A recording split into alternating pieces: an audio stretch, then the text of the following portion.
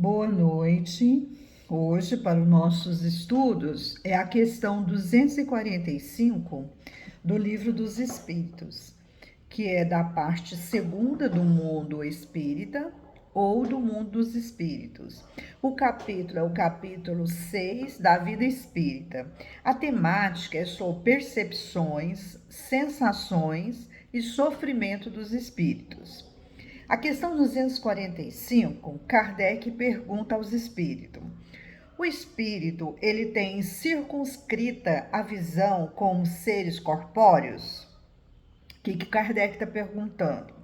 Se os espíritos, né, se os desencarnados, eles mantêm a mesma visão restrita, limitada, como nós, né, encarnados, né, nos seres corpóreos, ou é diferente?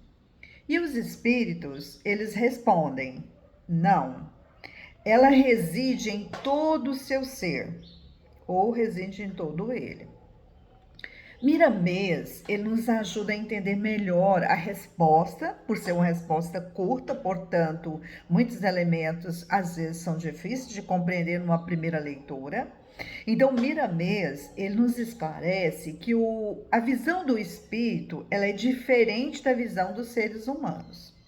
Enquanto a visão do espírito, ele mantém uma percepção até de 360 graus, nós, seres humanos, né, os seres encarnados, nós temos a percepção, nós vemos através dos olhos físicos. E esses olhos físicos, ele mantém uma visão limitada. Ou seja, quando eu olho para frente, eu não consigo ver o que está atrás ou do lado. No caso, eu teria que virar o rosto, né? Ou para trás ou para os lados para poder enxergar.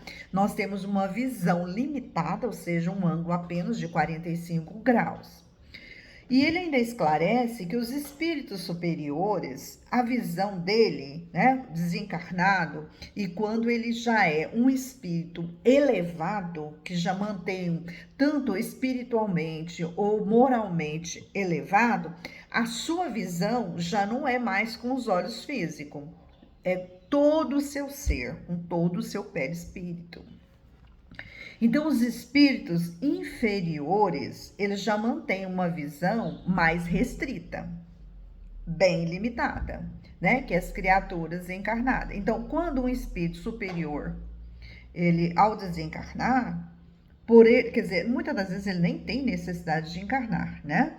Mas quando ele desencarna, ele mantém uma visão global, geral, porque é vista por todo o seu ser. Já um espírito que é inferior, ele mantém apenas uma visão em partes, uma visão de acordo com a vibração da sua alma. Muitas das vezes, uma visão embaçada, empanada, né? Devido às suas condições, suas vibrações da alma. E muitas das vezes, quando há necessidade, ele pode até perder esse dom, né, de ver, mesmo de forma limitada, temporariamente. Aí isso vai depender da condição do espírito. Miramês também nos alerta, né, nos chama atenção para a gente cuidar do corpo humano, porque ele é o nosso instrumento para que a gente possa atingir essa elevação, né, espiritual, a elevação da alma. Então, que o nosso corpo humano é uma bênção de Deus. Ele ainda explica que a partir do momento que começarmos a compreender, quer dizer, os problemas, o sofrimento, a provação pela qual a gente passa, então essa verdade, ela deve ser vista como uma bênção todos os dias, né? A gente deve aproveitar essas situações, esse sofrimento, essas complicações, né? Como possibilidade de elevação, de aprendizagem, de crescimento, porque aí vai depender se eu recebo esse problema, essa dificuldade, essa provação com rebeldia ou com resiliência. Aí que está o ponto de elevação, de crescimento.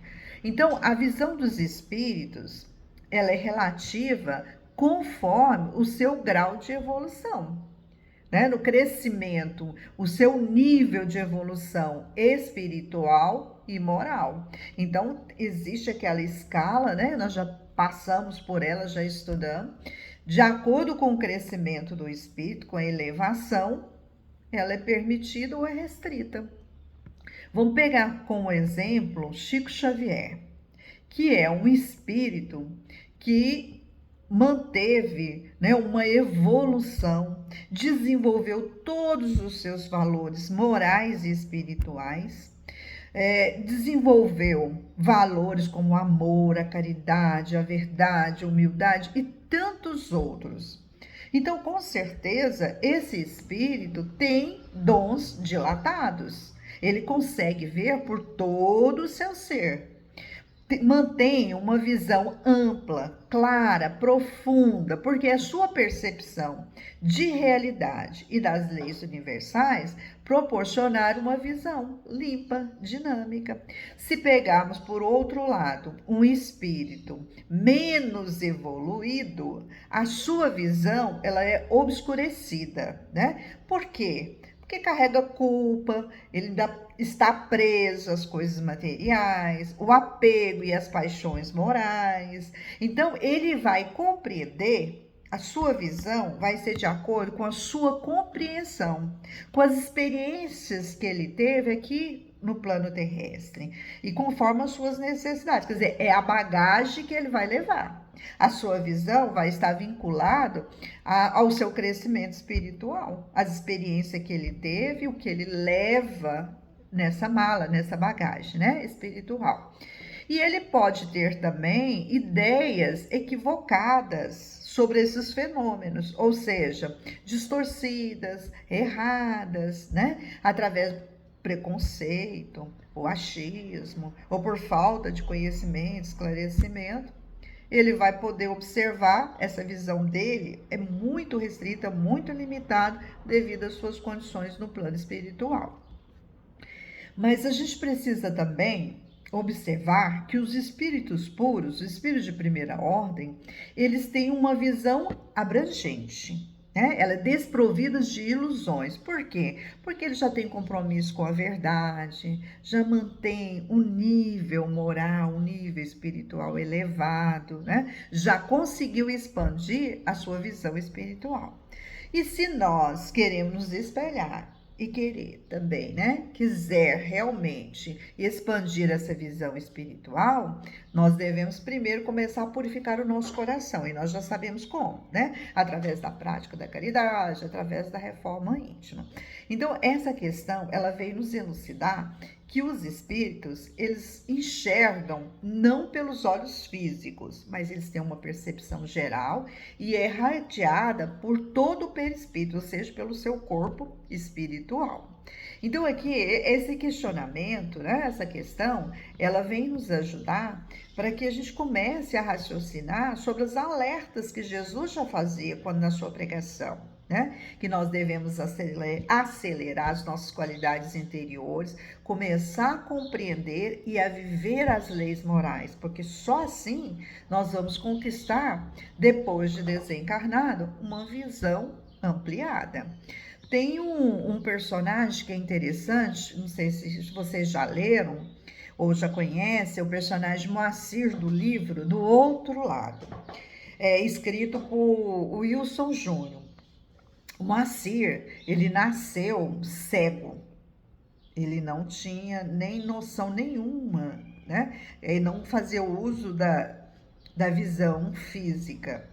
E ele tinha uma capacidade muito grande de enxergar através dos olhos do perispírito.